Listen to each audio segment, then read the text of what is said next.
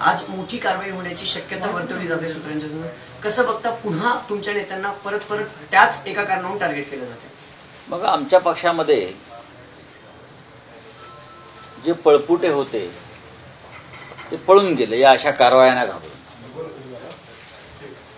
नितीश कुमार सुद्धा गेले. त्यामागची कारण सुद्धा साधारण याच पद्धतीची आहेत. रवींद्र वायकर, किशोरी पेडणेकर, माझ्या भावालाही नोटीस आली. सख्या लहान लहान गोष्टी 12-12, 13-13 वर्षाच्या काढायच्या आणि 2-5 लाखासाठी. ईडी हे भारतीय जनता पक्षाची एक एक्सटेंडेड ब्रँच आहे आणि हे जे चित्र आहे हे देशासाठी चांगले नाही. जे भारतीय जनता पक्षाबरोबर नाही त्यांना अशा प्रकारे त्रास द्यायचा. असं आहे की जे कोणी हे सगळं करत आहे, आम्ही हा जो मुलुंडचा एक नागडा माणूस आहे, पोपटलाल नागडा, विक्रांत घोटाळा, INS विक्रांत घोटाळा, विक्रांत बचावच्या नावाखाली क्राऊड फंडिंग करून कोट्यवधी रुपये गोळा केले.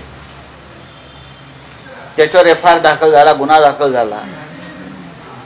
खालच्या कोर्टाने त्याला जामीन नाकारला, त्याचा आणि त्याच्या मुलाला. हे भूमिगत झाले. नंतर त्यांनी जामीन मॅनेज केला आणि सरकार आल्यावर तो FIR त्याने काढून टाकला. ईडी इथे येऊ शकले असते. देशाच्या संरक्षण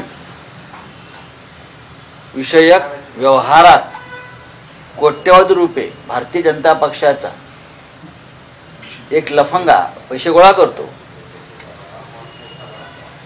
सरकार गुन्हा दाखल करतं आणि मग देवेंद्र फडणवीस तो गुन्हा मागे घेतात. कोट्यवधी रुपयाचा अपार आहे क्राऊड फंडिंग. 2,000 रुपये क्राऊड फंडिंगचे गोळा केले म्हणून तृणमूल काँग्रेसचे सध्याचे खासदार साकेत गोखले यांना ईडीने अटक केली होती. मग हा मुलुंडचा नागडा पोपटलाल कसा मोकळा? हा सगळ्यांचे आता काढतोय ना. टेंडर घोटाळा काल परवाचा 8,000 कोटीचा, 800 कोटीचा ॲम्ब्युलन्स, 8,000 कोटी. हे तुमचं दौंडचं प्रकरण मी नेहमी सांगतोय. 500 कोटीचं मनी लॉन्ड्रिंग भाजपचा राहुल कुल करतो. दादा भुसे 200 कोटी. गिरणा मोसम सहकारी साखर कारखाना. त्यांना नोटिसा नाही का?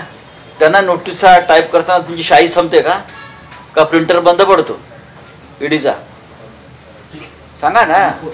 हे आमचे लोक जे तिकडे गेले आहेत आत्ता, अजित पवार 70,000 कोटीचा सिंचन घोटाळा, हे प्रधानमंत्री सांगतात ना, आम्ही सांगतोय का?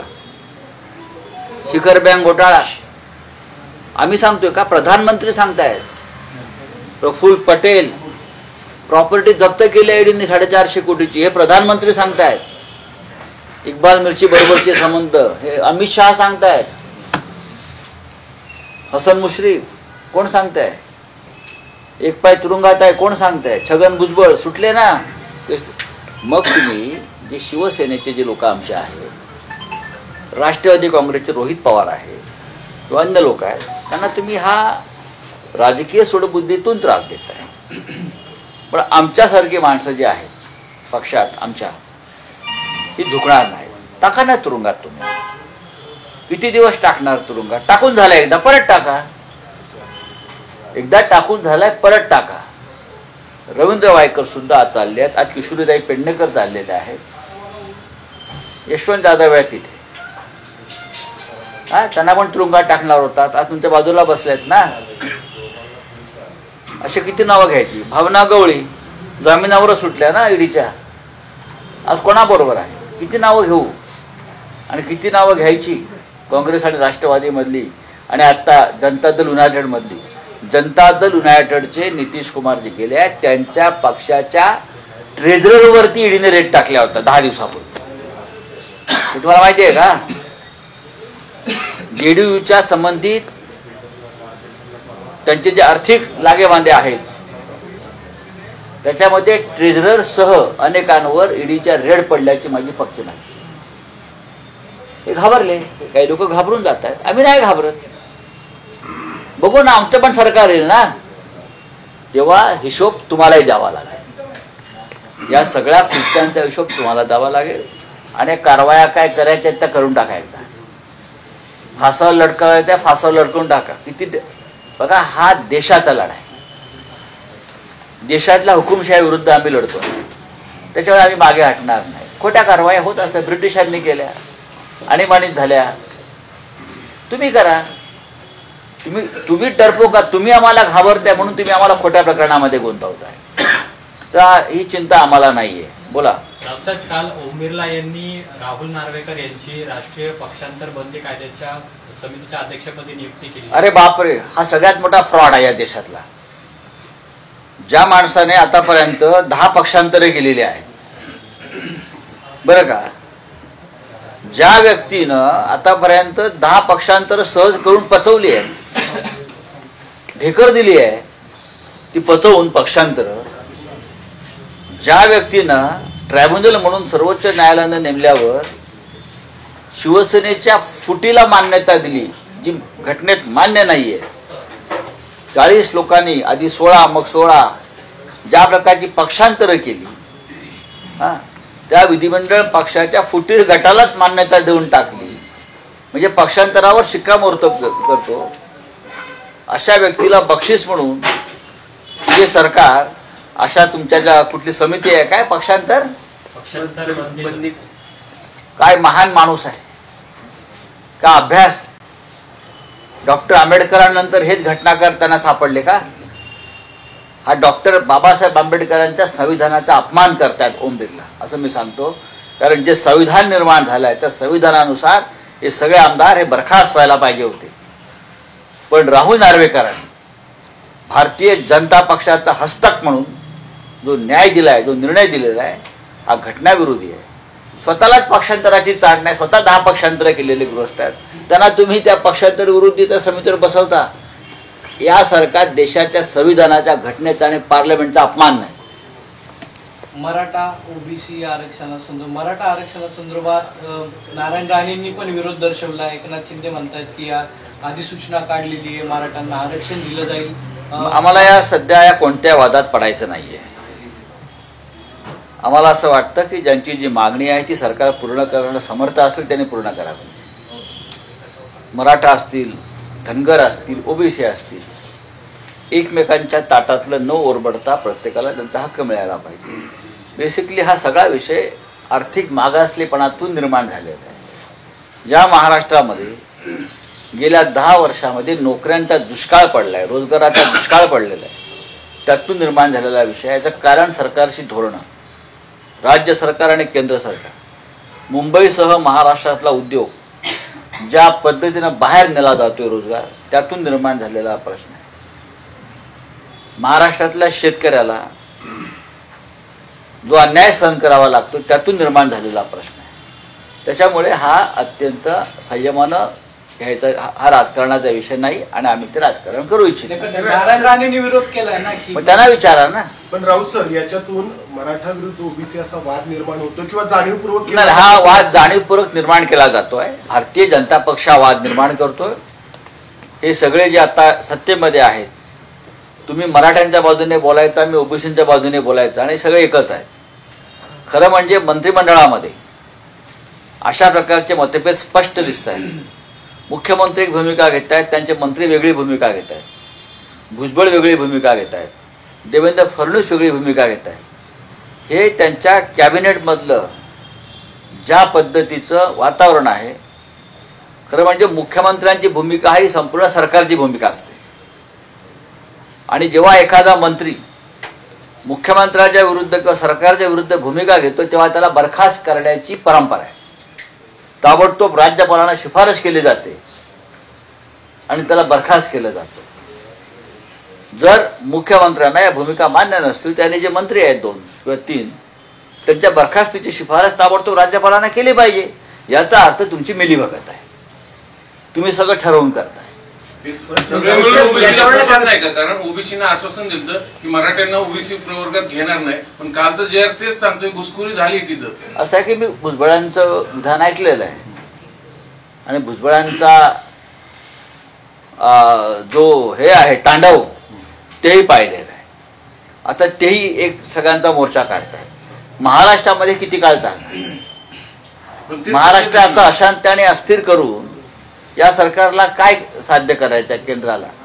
मुळात अशा प्रकारचा निर्णय घेण्याचा अधिकार महाराष्ट्र सरकारला नाही. पृथ्वीराज चव्हाण यांनी अनेकदा स्पष्ट केलं आहे, हे अधिकार केंद्रानं काढलेले आहेत. कोणाला मागास ठरवायचं, कोणाला आरक्षण द्यायचं, हे केंद्राच्या हातामधले अधिकार आहे. अशा वेळेला जे काळ ज्याला तुम्ही अध्यादेश म्हणताय, जो ड्राफ्ट आहे, खरोखर मराठ्यांना आरक्षण मिळणार आहे का? आजही लाखो लोकांच्या मनात शंका आहे, पण आम्ही त्याचं अजिबात भाष्य करत नाही. आम्हाला वाटतं ताबडतोब मिळायला हवं. जरांगे पाटील समाधानी आहेत ना? जरांगे पाटील समाधानी आहेत ना? मग ठीक आहे, असं म्हणतो की आरक्षण मिळालं. राज ठाकरेंचा जो प्रश्न आहे, जी भूमिका आहे, योग्य आहे असं मी म्हणतो. सगळ्या मागण्या मान्य झाल्या, पण आरक्षण मिळालं का हे सांगा.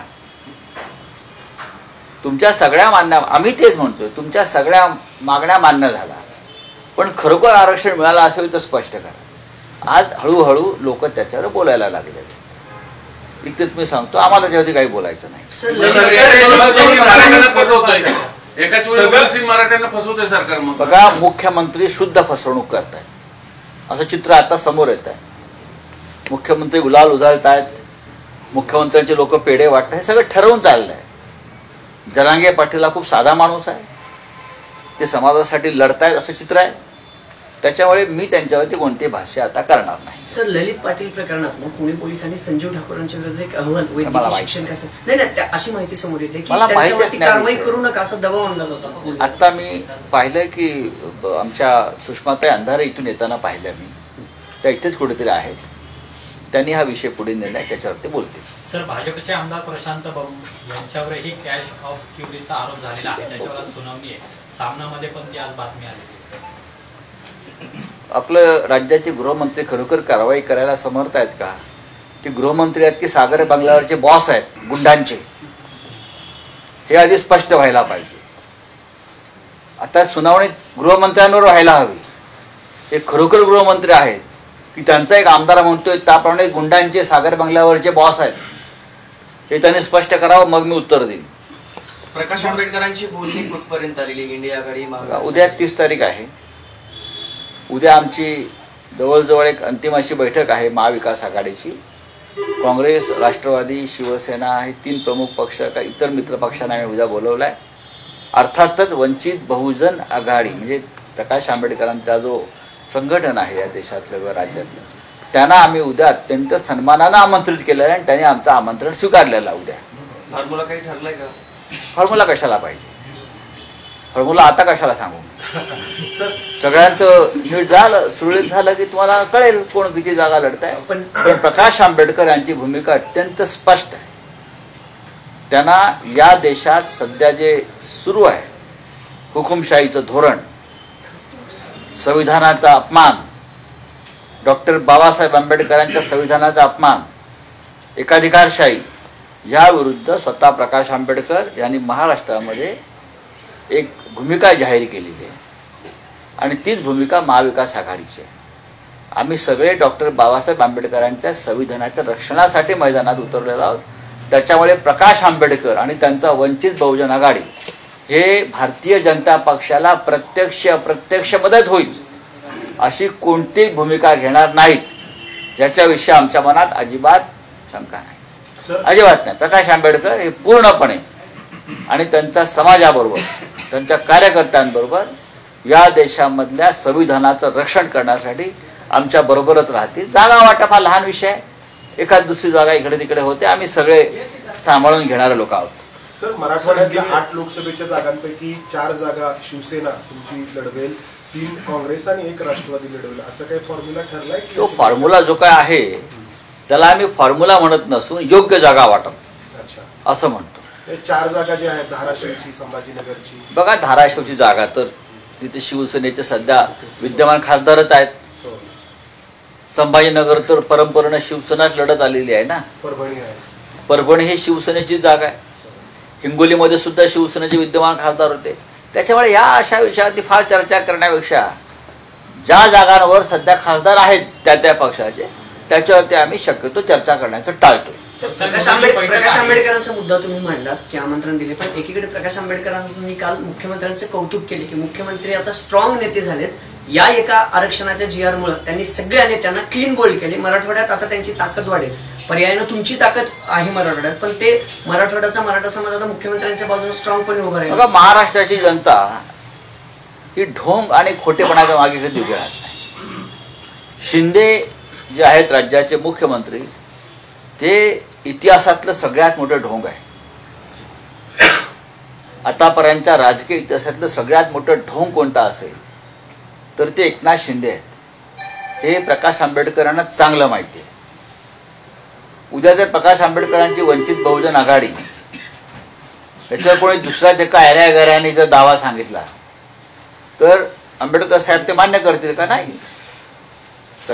वंचित बहुजन आघाडी म्हणजे प्रकाश आंबेडकर, तसंच शिवसेना म्हणजे ठाकरे, उद्धव ठाकरे, बाळासाहेब ठाकरे. सर, उद्या होणाऱ्या प्रकाश आंबेडकर शेट्टी आणि त्याचबरोबर स्वराज्य संघटनेचे छत्रपती संभाजीराजे आहेत, यांच्याबाबत त्यांना सोबत घेणार आहात का तुम्ही महाराष्ट्रात? आम्ही सगळ्यांना सोबत घेतो. ज्यांना या देशातल्या हुकुमशाहीविरुद्ध लढायचं आहे, ज्यांना या देशातल्या जनतेचा न्याय आणि स्वातंत्र्यासाठी आपल्या भूमिका स्पष्ट करायच्या आहेत, मन मोकळं करायचं आहे, हां, आणि या महाराष्ट्राच्या स्वाभिमान आणि अस्मितेसाठी काम करायचं आहे, अशा सगळ्यांशी आम्ही चर्चा करतोय. आमची राजू शेट्टी यांच्याशी प्राथमिक चर्चा झालेली आहे.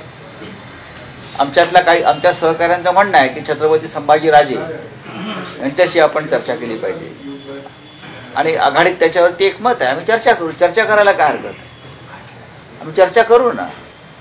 अनेकांशी आम्ही चर्चा करतो आहोत. आता शेतकरी कामगार पक्ष आहे, आमचा एक महत्त्वाचा घटक पक्ष आहे. आम्ही त्यांच्याशी चर्चा करू द्या. आम्ही डाव्यांशी चर्चा केली आहे. मग CPIM असेल, CPM असेल. अगदी काल परवा आधीच्या बैठकीमध्ये जनता दल युनायटेडचं महाराष्ट्र युनिट त्याचे अध्यक्ष कपिल पाटील आहेत, ते चर्चा करून गेले आमच्याकडे.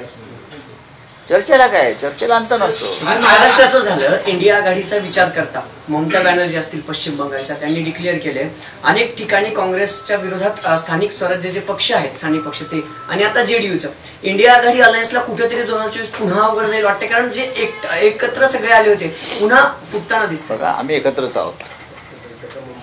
नितीश कुमार यांच्यासारखा राजकीय मानसिकदृष्ट्या अस्वस्थ माणूस आमच्या आघाडीतून दूर गेला म्हणजे आमचा इंडिया आघाडीला झटका बसला असं मी मानत नाही. गेल्या काही काळापासून नितीश कुमार यांची प्रकृती खरोखर बरी नाही आहे. मला त्यांच्या जवळच्या माणसाने सांगितलं की त्यांना स्मरण राहत नाही किंवा विस्मरणाचा त्यांना त्रास सुरू झालेला आहे. बहुतेक ते विसरले असतील की आपण इंडिया आघाडीमध्ये आहोत. जेव्हा त्यांची स्मृती परत येईल आणि त्यांना कळेल की अरे आपण दुसऱ्याच पक्ष आघाडीमध्ये आहोत, तेव्हा ते परत आमच्याकडे येतील.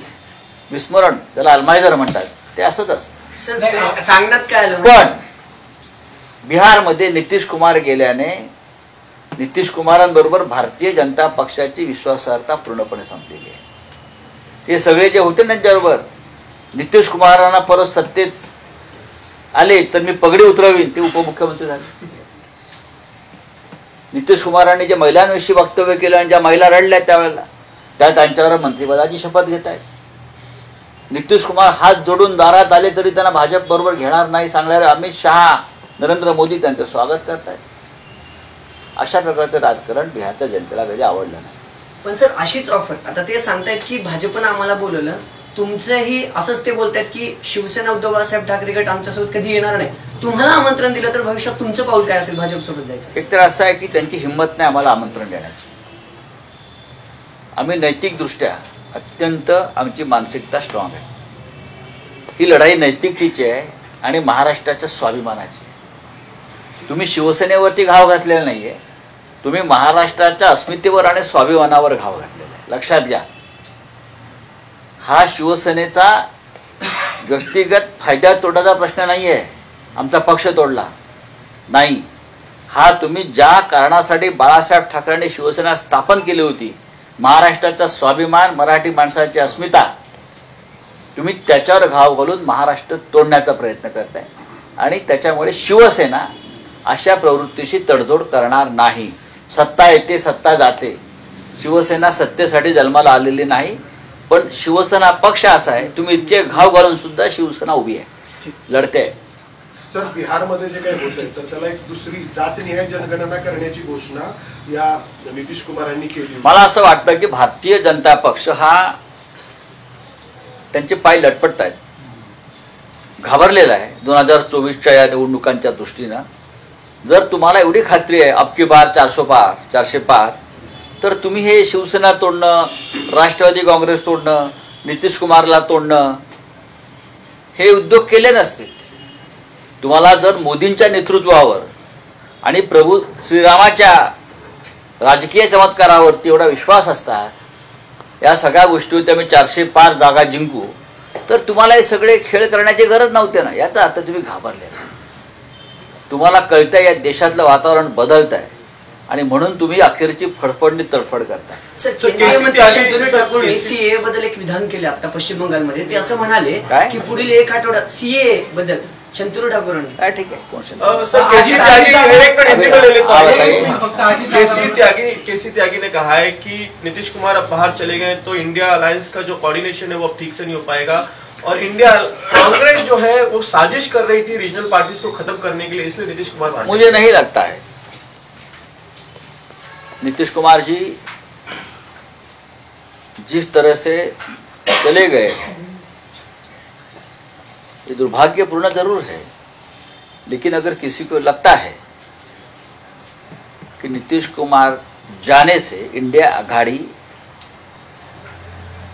की जो मजबूती है उसमें दरार आ जाएगी, कमजोर हो जाएगी, ये भ्रम है. कभी कभी कुछ लोग जाने से संगठन और मजबूत होता है. वैसे इंडिया हमारे संगठन का है. नीतीश कुमार जी चले गए.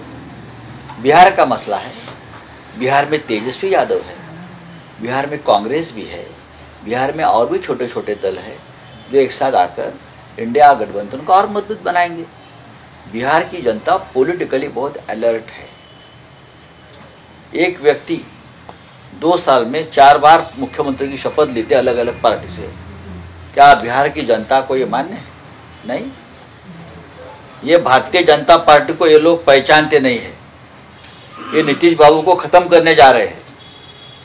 ये केसी त्यागी जी क्या बोल रहे हैं? कांग्रेस की साजिश है ये बीजेपी की साजिश है. बिहार को खत्म करने की, बिहार की अस्मिता को खत्म करने की, बिहार को बदनाम करने की. नीतीश बाबू यानी बिहार नहीं है. हमारे यहाँ भी एकनाथ शिंदे का प्रयोग चल रहा है.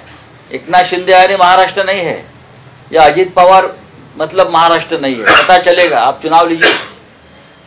बिहार में नीतीश कुमार जाने से इंडिया आघाड़ी को कोई, इंडिया गठबंधन को कोई झटका नहीं बैठा है. कांग्रेस का उसमें कोई रोल नहीं है. कांग्रेस नीतीश बाबू को इंडिया आघाड़ी का कन्वीनर बनाने के उसमें थी. हमसे बात भी की थी सबसे कि नीतीश बाबू को हमको कन्वीनर बनाना है. लेकिन एक बड़ा ऐसा भी था जो कहते कि नीतीश बाबू का कोई डील चल रहा है बीजेपी में. ये भी इंफॉर्मेशन थी, बार बार ये भी इंफॉर्मेशन आ रही थी. राजनीति में ऐसा होता है कि सब एक दूसरे की खबर रखते हैं. पलटूराम सामना संपादकीय में भी लिखा गया है, देश में श्रीराम और बिहार में पलटूराम है ना. उदित राज कह रहे हैं कि पलटूराम भी बहुत कम है, इससे ज्यादा जिस तरह दल बदलते हैं. तो अभी आपने अल्जाइमर का भी उल्लेख किया है, क्या है? हाँ, पलटूराम तो है ना. कितने बार पलटी मारोगे आप? हाँ, अरे एक आदमी कितने बार पलटी मार सकता है? उनको तो सर्कस में जाना चाहिए. ऐसे लोगों को सर्कस के दिन अच्छे आ जाएंगे. एक नई सर्कस बनाना चाहिए, पलटूराम सर्कस, और चला दो सर्कस. और बीजेपी को रिंग मास्टर बनाइए सर्कस में. एक आखिरी सवाल है महाराष्ट्र से जुड़ा हुआ. मराठा रिजर्वेशन का जो जरंगी पाटिल ने जो डिमांड रखी थी, एक ऑर्डिनेंस लेकर आए हैं, लेकिन अब जो उनकी ही पार्टी के बीजेपी से हो या फिर छगन भुजबल हो, काफी रिफ्ट नजर आ रहा है उस अलायंस में. अगर रिफ्ट है तो मुख्यमंत्री ने ऐसे मंत्रियों को बर्खास्त करना चाहिए. ये परंपरा है. अगर कोई मंत्री कैबिनेट के डिसीजन के खिलाफ या मुख्यमंत्री के खिलाफ या मुख्यमंत्री की भूमिका के खिलाफ अलग राय रखता है सार्वजनिक तौर पर, तो ऐसे मंत्री को बर्खास्त किया जाता है. ये हमेशा एक परंपरा रही है. चलिए, थैंक यू वेरी मच. देश विदेशातील प्रत्येक घडामोडींचे लाईव्ह अपडेट मिळवण्यासाठी आता साम टीव्हीच्या सर्व सोशल मीडिया प्लॅटफॉर्मला लाईक, फॉलो आणि सबस्क्राईब करा. तसंच सर्व नोटिफिकेशनसाठी बेल आयकॉन प्रेस करायला विसरू नका.